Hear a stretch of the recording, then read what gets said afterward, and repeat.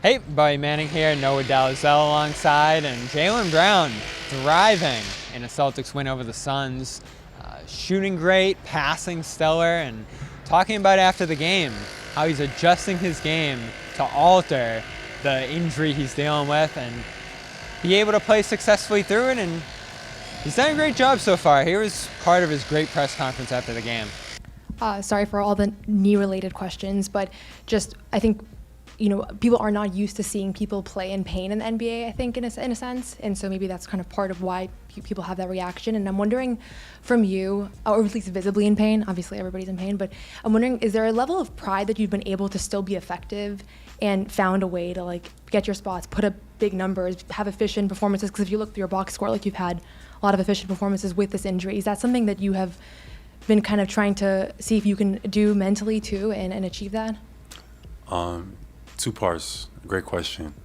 One, you normally see people complain about when people are choosing not to play. I've never, been experienced it the other way around. Where I'm playing and people are encouraging me not to. But yes, I think pain is definitely a physical thing, but it also is a mental thing. So Joe has allowed me, even though my team or visibly can see maybe I'm in a bit of pain, that they trust me to go out there and I can control my body and still be able to make plays and mentally be able to kind of, push through it. I think that's going to be something I'm going to have in my back pocket. So I've been just utilizing these games in order to, to fill things out.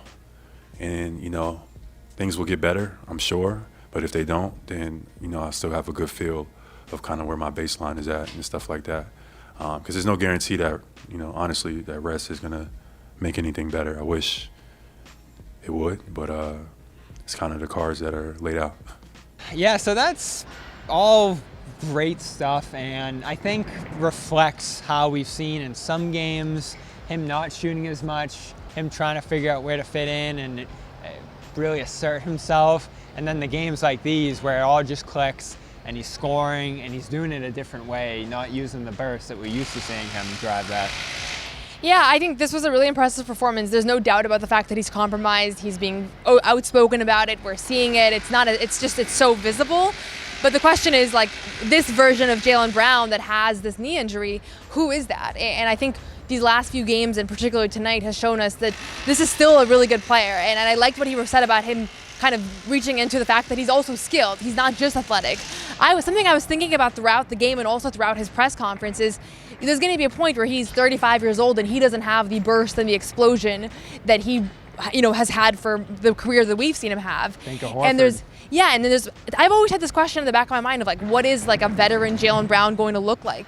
And in a way, I almost feel like we're seeing that it's a little bit more effective, I guess, than I imagined. I always thought that his athleticism, that burst, is what made him an all-star, what made him a Finals MVP. But this has kind of been an interesting little challenge, and obviously it poses plenty of questions for the playoffs because defensively, that's a huge part of their game plan is his ability to stop opposing stars. But encouraging signs so far. Yeah, and I think we saw it last Phoenix game too, his ability to command and run the offense with no Tatum. That was the best game we've seen with him through the knee injury prior to tonight. And then he mentioned the transition point, which I actually do think is a downside to this, is that you are getting less from him in transition. This team's grinded to last in pace since March began. So that's one of the elements you're going to miss here into the playoffs if that continues. He said he expects to play a little more into the playoffs. The minutes restriction's still holding him down a little bit, especially in the fourth quarter. He's expecting to undergo some treatment that's going to make him feel better into the postseason. So maybe there is some shade of the old Brown that you're still going to get come playoff time. But even with the positive signs we're seeing here, it still is a bummer that he's dealing with the pains that he was again tonight and that it's limiting him from doing some of the things we're used to seeing him do. And I know you have some concerns about the defense.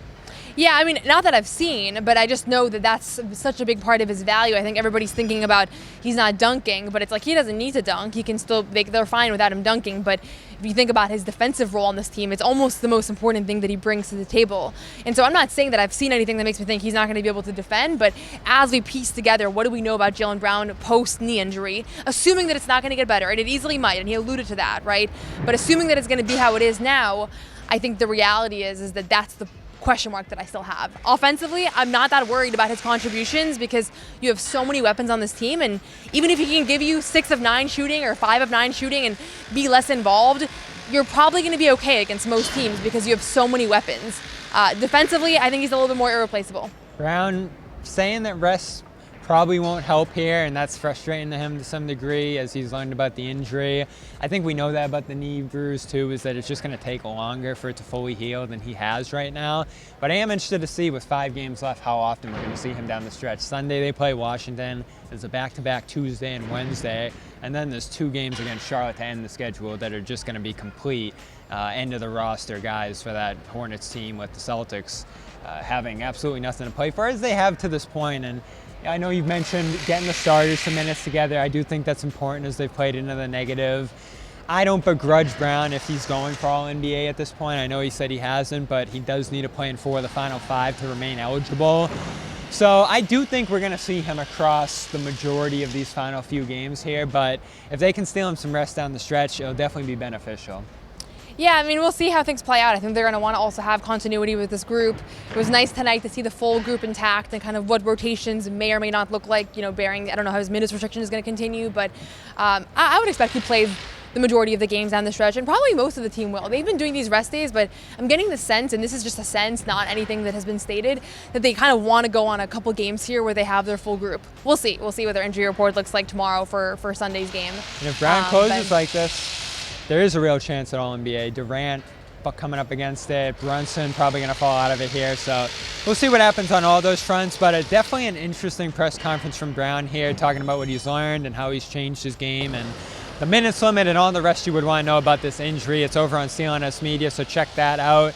Check out Noah's You Got Boston podcast, as well as the Garden Report tonight on CLNS Media and Celtics All Access. And we'll have coverage of Celtics Wizards at 6 o'clock here at TD Garden as the regular season comes to a close. For Noah Dalzell, I'm Bobby Manning. Celtics beat the Suns emphatically again and get back in the win column as the season concludes here in Boston. CLNS Celtics coverage is powered by PrizePicks. Download the app today and use code CLNS to get $50 instantly after you play your first $5 lineup.